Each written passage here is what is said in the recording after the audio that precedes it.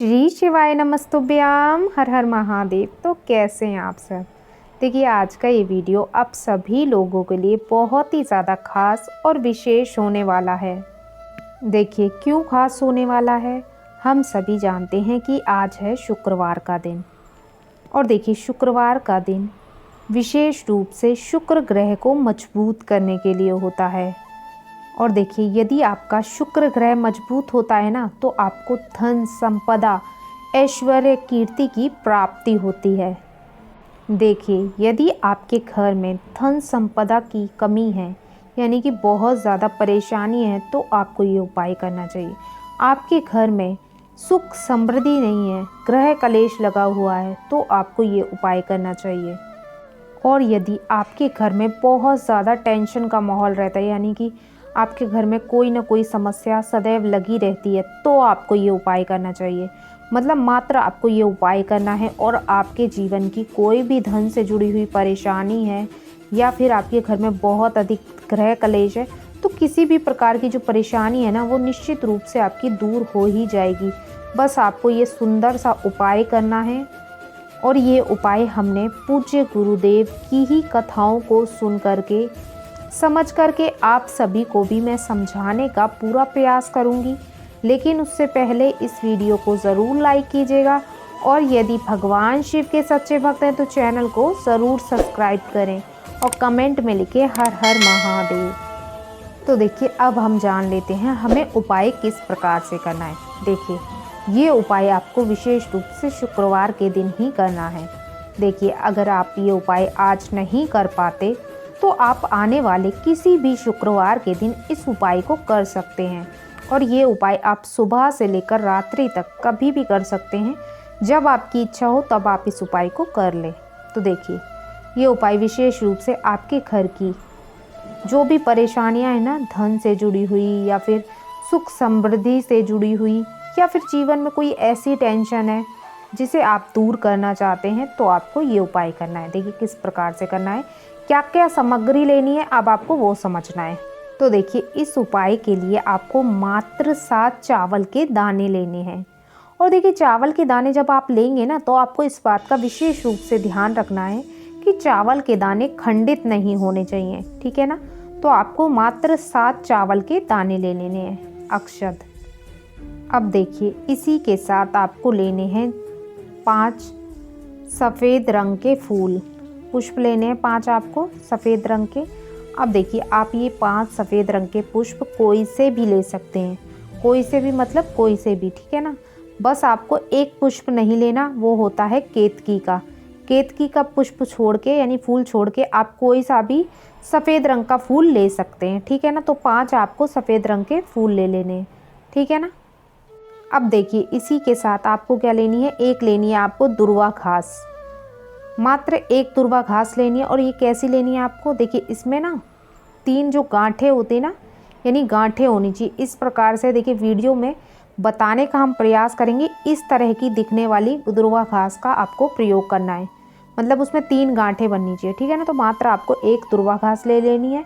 और इसी के साथ आपको एक तांबे के पात्र में शुद्ध जल भर लेना है, यानी अपने रसोई घर के मटके से आपको जल भर लेना है इसके अंदर, ठीक है ना।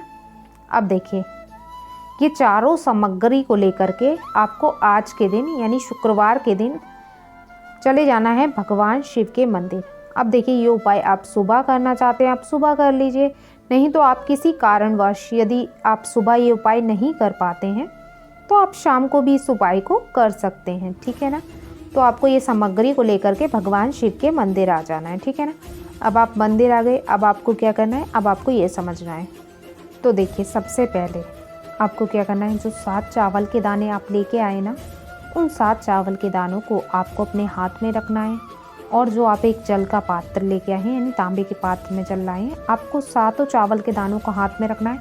और शुक्रेश्वर महादेव, यानी धन संपदा की यदि हम कामना करते हैं, सुख समृद्धि की यदि हम कामना करते हैं, तो हमें शुक्रेश्वर महादेव के नाम का स्मरण करते हुए ये 7 चावल के दाने इस जल के पात्र के अंदर डाल देने हैं, ठीक है ना।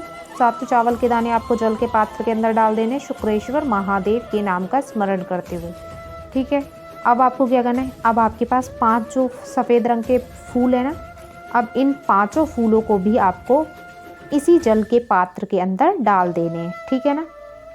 इसके बाद आपके पास जो एक दुर्वा घास है ना, उसे भी आपको इस जल के पात्र के अंदर डाल देना है, ठीक है ना।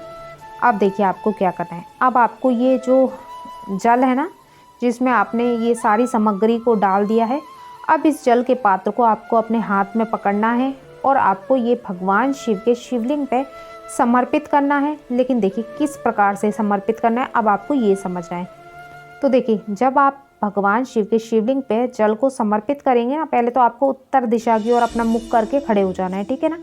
और जब आप इस जल को समर्पित करेंगे तो जो लोटा है ना, वो आपकी ओर होना चाहिए। यानी कि आपको इस प्रकार से इस जल को भगवान शिव के शिवलिंग पे समर्पित करना है, यानी आपको उल्टा करना है। जैसे हम जब नॉर्मल हम करते हैं रोज़ाना, तो क्या होता है, जो लोटा होता है उसका मतलब लोटा तो आगे की साइड होता है और हमें उसका जो लोटे का पीछे का भाग होता है वो नज़र आता है।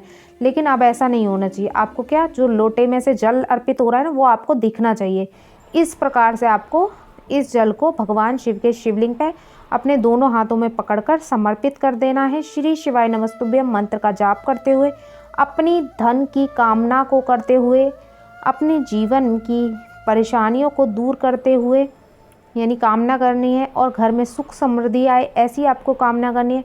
शुक्रेश्वर महादेव के नाम का स्मरण करना है और पूरा 1 लोटा जल आपको भगवान शिव के शिवलिंग पे समर्पित कर देना है। अब देखिए लोटे के अंदर यदि कोई सामग्री रह जाती है जो आपने अर्पित की है, तो वो आपको उसमें से निकाल कर भगवान शिव के शिवलिंग पे समर्पित कर देनी है।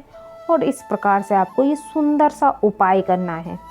देखिए जब आप जल अर्पित करेंगे तो आपको विशेष रूप से इस बात का ध्यान रखना है, यानी देखिए हम रोज़ाना जब जल अर्पित करते हैं तो लोटे का जो मुख होता है वो हमारी विपरीत दिशा में होता है। यानी कि वो हम जब अर्पित करते हैं तो उसका जो लोटे का बैक साइड होता है वो हमें नज़र आता है। लेकिन आज क्या करना है, आज हमें जल उल्टा अर्पित करना है। उल्टा कैसे अर्पित करना है कि हम जब जल अर्पित करेंगे ना, तो लोटा हमारी ओर होना चाहिए, यानी अर्पित होते हुए हमें देखना है उसको।